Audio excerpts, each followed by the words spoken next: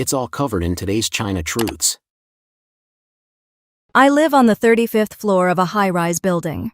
It's only been 2 months, and I already regret it so much it feels like my insides are rotting. Even if I sell at a loss of $5 million now, no one would buy it. Can you believe that? Honestly, living in a high-rise comes with too many problems. 10, 20, or 30 years from now, it's entirely possible that these areas will turn into slums, or even become completely uninhabited. 30 years from now, everyone who bought into high-rise apartments will realize that they were the biggest leaks waiting to be cut. Not only will they have nothing left, but the home they spent 30 years of their youth and the efforts of 3 generations to buy will turn out to be nothing more than a pile of crumbling bricks and tiles. As China's real estate market gradually collapses, the high-rise developments once praised by the Chinese Communist Party as glorious achievements are now falling off their pedestal. More and more residents are moving out of high-rise buildings, and more Chinese people are coming to realize that these towers, once symbols of China's economic boom, will one day become waste, relegated to slums. It's almost unbelievable that in the border area between Shenzhen and Dongguan, there exists a real-life high-rise slum.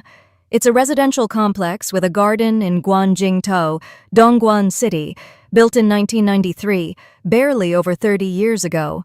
Yet the exterior walls are already crumbling beyond repair. Many residents couldn't bear the poor living conditions and have long since moved out.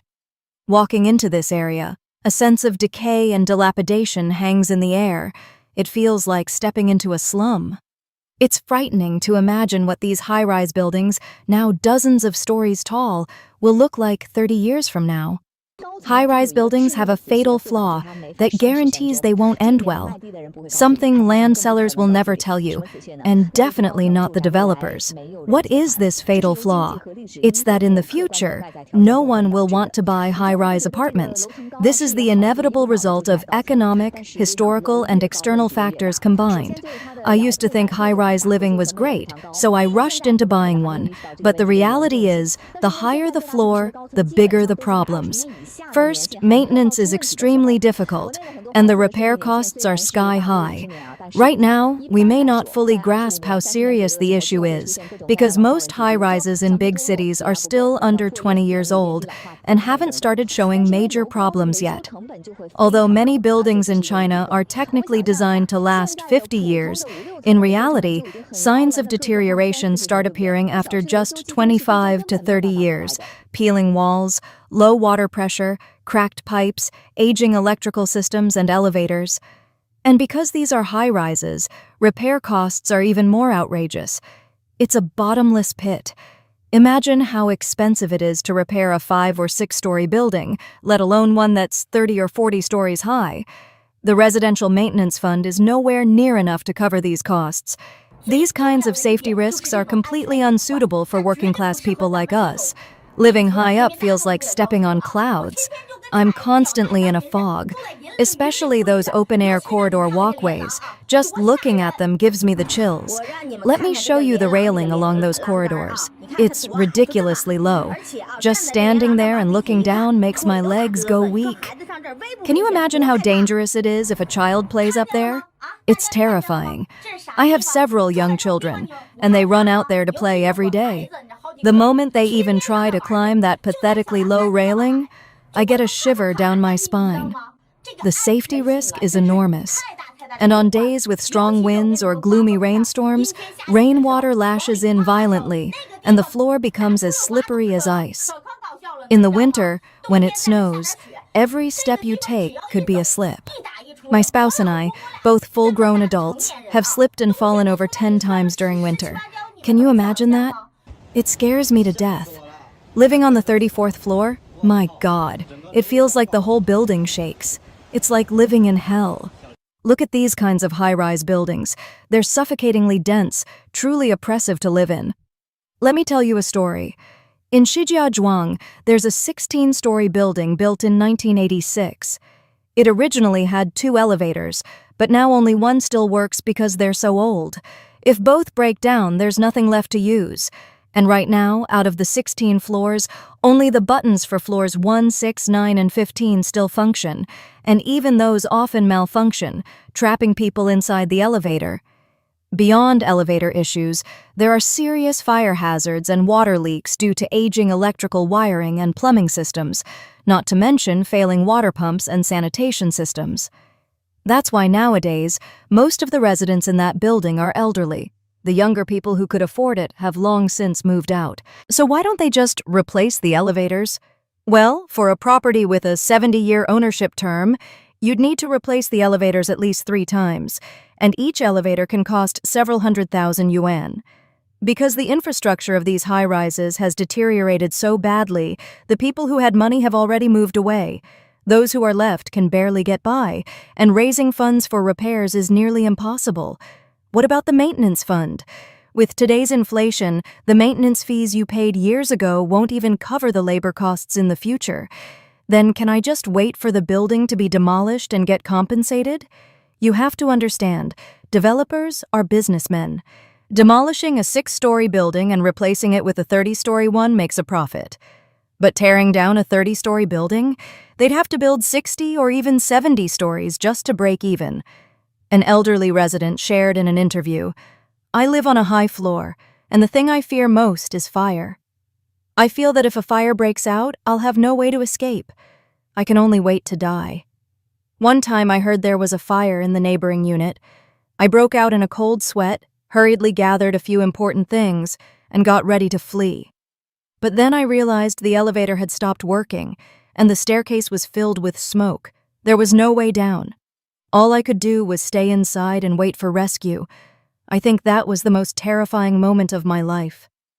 This blogger also experienced a similar situation. He was taking the elevator to the 4th floor when it suddenly stopped. It was terrifying. Just as I was reaching the 4th floor, the elevator jerked, and the lights went out. Oh God, I couldn't contact the building management. The same thing happened before. The elevator shook while running. Now I'm too scared to take the elevator. What if one day I die in there? I used to be able to reach building management, but now I can't anymore. Hello? The elevator jolted when it got to the 4th floor. Now it only shows 2 bars. Yes. No one really knows why, but it's extremely frightening. This isn't the first time this elevator has malfunctioned. Another blogger shared, "I live on the 21st floor, with the top floor being the 27th. I've been here for over 2 years. I used to sell homes for over a decade but had never lived in a high-rise before, so I didn't understand its downsides. When I bought this place, I just thought as long as it didn't block sunlight, it was fine. So I chose the 21st floor. But after just 2 months of living here, I discovered 8 major problems. Noise. I thought living high up would reduce noise from traffic and public square dancing, but it's actually worse. Dust. It sounds unbelievable, but even at this height, there's a lot of dust. Weak signal. During emergency calls, the signal is unstable. The person on the other end can't hear clearly, and messages can take over half an hour to send. High building density, overcrowded population, cramped living environment, and a serious lack of public green space. Rapid water system degradation. From the 7th floor upward, a pressure booster pump is needed, and water tanks must be cleaned regularly. If you live high up, you have to buy a water filter. Elevators. With more than 100 households and only 2 elevators serving 4 units per floor, it gets packed during rush hours. Sometimes you wait up to 30 minutes to get in. Once inside, it stops at every floor. So annoying. Significant loss in usable space. Only about 70% of the purchased area is actually usable due to shared areas. For example, if you buy a 100-meter apartment at 7,000 yuan Mampratu, nearly 200,000 yuan is wasted on unusable space. Firefighting and rescue challenges. The current systems can't handle rescue operations above the 27th, 28th floors. Fire trucks can only reach up to around the 17th floor, and water hoses can't spray that high. Elevators and general maintenance are extremely difficult issues to resolve. In addition, water supply is also a major headache. In some places, to save costs, the water tanks are cleaned only once every 3 years, even though it should be done annually. To be blunt, what will happen when the elevators degrade in the future? Electrical systems will inevitably fail sooner or later, and the repair or replacement costs are enormous. Yet residents are not united. The management companies withdraw, and as a result, the building becomes unmanaged and filthy, no different from a slum. Analyses suggest that in the coming decades, high-rise buildings in third- and fourth-tier cities will turn into ghost cities, while in first-tier cities, they'll become villages within cities with extremely low rental value. In China, the property usage rights last for 70 years, but the design lifespan of these buildings is only about 50 years, meaning residents will never actually live long enough to use up their ownership rights. In a sense, high-rise housing is a massive scam. Wow, the situation in Wuhan is even more shocking. It's not just one building, it's an entire massive area. Look ahead, more towers, do you see them? It's truly frightening. The entire urban zone in Wuhan is now filled with towering high-rises, most around 50 to 60 stories high, beyond imagination, and many people still live here. These buildings seem to have been constructed just within the past few years. They look very new. I'm flying at an altitude of about 200 meters, nearly level with the rooftops of these buildings. If there's a power outage or strong wind here, who knows what could happen? It feels extremely dangerous. It's like being in Hong Kong, where land is scarce, but Wuhan doesn't have that kind of land shortage, does it? So why build so high? Natural lighting is terrible. One building blocks the sunlight from the next, and there's absolutely no direct sunlight. Do you really think sunlight can reach through buildings that tall? Such high-rise developments have a functional lifespan of only about 15 years. After that, they'll either be demolished or turn into slums. These apartments will lose all their value and become illiquid assets. Once the elevators break and the maintenance fund runs dry, water leakage begins, elevators break down with no one to fix them, and other public facilities fall into disrepair due to lack of funds. By that time, the management company will have withdrawn, and the property becomes a complete burden, potentially a slum or subject to demolition. When the wind blows, the howling is intense. If your window glass has poor sound insulation, it's a nightmare. It feels like being on a mountaintop.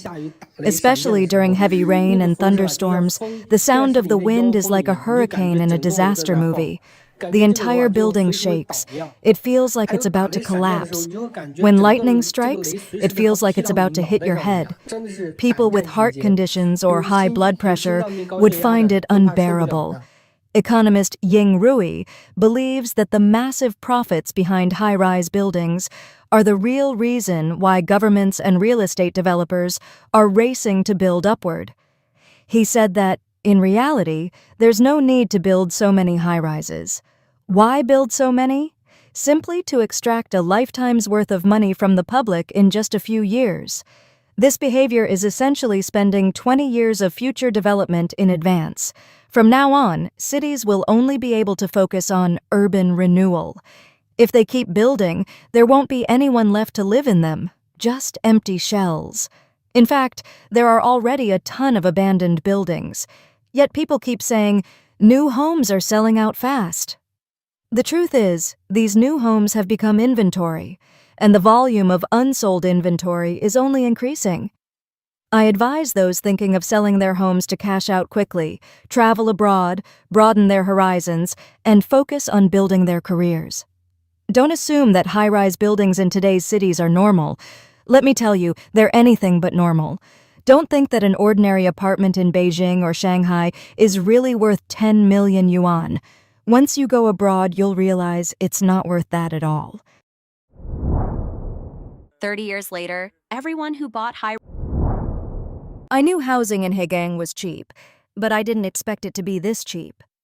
Houses there aren't priced at 10 or 20,000 yuan per square meter. That's the total price of the entire apartment.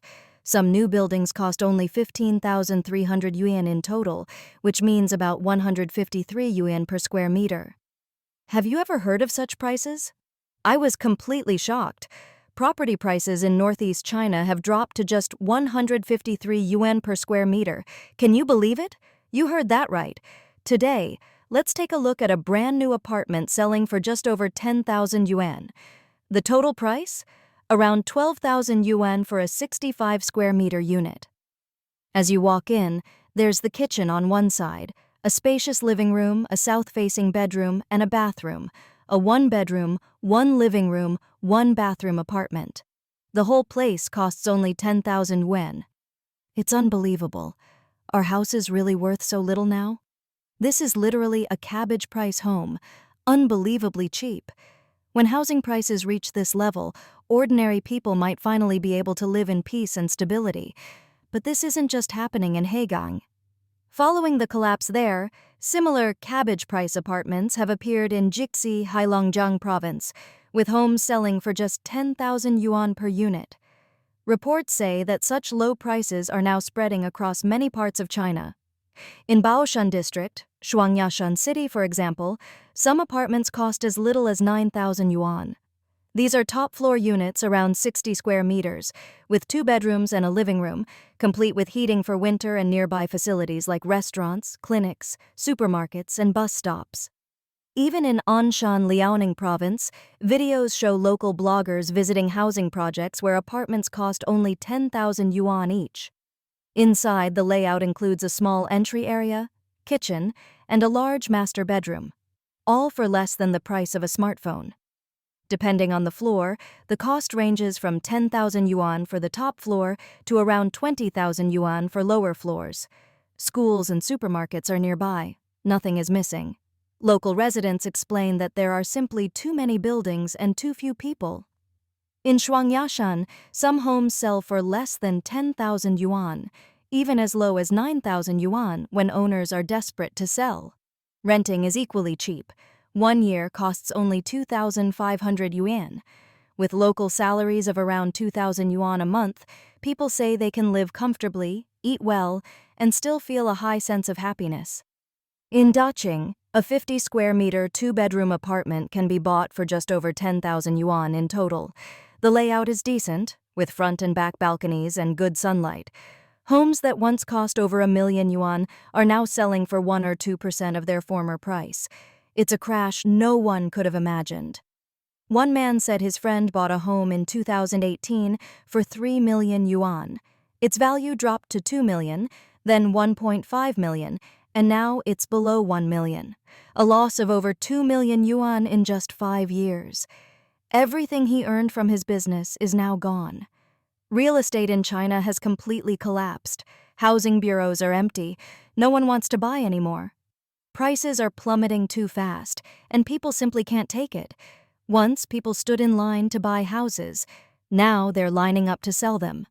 When Suzhou lifted its sales restrictions, over 1,000 to 2,000 new listings appeared in a single day. The era of China's housing boom is truly over. Look at this. Suzhou now has over 179,000 unsold housing units, and the number is still climbing. Refresh the page, and it jumps again. 179,957 units. All of these listings were just released today, and soon the number will break 180,000. It's unbelievable. Even with over 3,000 households sharing one available buyer, no one is purchasing. Everything on the market is now ready-built stock. You can buy a fully furnished 1-bedroom apartment with a 70-year property right for 300,000 yuan, ready to move in immediately. The Chinese housing market is collapsing at a shocking pace. In Shanghai, some homes no longer even require a down payment. Properties once worth 3 to 4 million yuan now struggle to sell for 500,000, and one unit near Metro Line 9 that cost 700,000 yuan a few years ago has fallen to just 280,000. In Guangzhou, homes once priced at 2.9 million yuan now go for 1.5 million. Across the country, it's normal for property values to drop by half, returning to 2015 levels, and some even expect a fallback to 2006 prices. Owners who once refused to sell at 600,000 yuan now regret it as their homes sink to 400,000. In cities like Huzhou, ghost buildings stand silent and abandoned, with prices sliding from 12,000 yuan per square meter earlier this year to 8,000, and still no buyers. Whether a house is new or old no longer matters. No one is buying or renting. Sellers are trapped between collapsing prices and rising despair. Meanwhile, new, super cheap homes keep emerging. In Xiaohengshan, Heilongjiang, a 65 square meter apartment with floor heating sells for just 14,800 yuan, not as a deposit, but the entire price. A 2-bedroom unit costs 5,000 yuan, and a 3-bedroom one just over 10,000. With parks, shops, and hospitals nearby, it's hard to believe, but this is today's China. Once luxury assets, China's homes are now cheaper than used cars.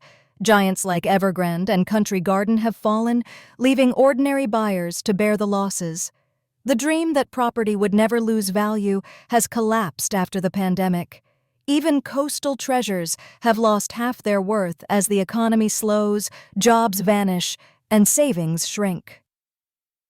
Across 95 cities, from Beijing's outskirts to Chengdu and the Pearl River Delta, homes now sell for the price of a second-hand car. In Zhangjiakou, a 2-bedroom apartment costs just 60,000 yuan. With a shrinking and aging population, China's once glorious housing market is turning to dust. Even prosperous cities like Hangzhou are suffering. A homeowner in Weilai Technology City said she bought her apartment in 2019 for 6 million yuan. Today, it can barely sell for 4 million, and that's considered a good deal. She was stunned, saying she once viewed property as a safe investment to pass down to her children. Now she wishes she could cut her hand off instead. In the end, none of the stimulus tools used over the past 3 years have worked. The real problem is simple: prices were too high. Once they fall, no policy can stop the collapse. Developers still dream of high prices, high volume, and high profits. But that era is over. China's real estate market once swallowed up 50 years of the nation's wealth, creating a short-lived boom lasting just over a decade and minting a handful of super-rich developers. But when the tide receded, most homeowners, burdened with mortgages, were left struggling for the rest of their lives. What was once a grain of dust in the grand scheme of history has become a mountain crushing ordinary citizens. This is Evergrande's 160 billion yuan artificial island project, now abandoned and eerily empty. Shops remain open, but there are no people.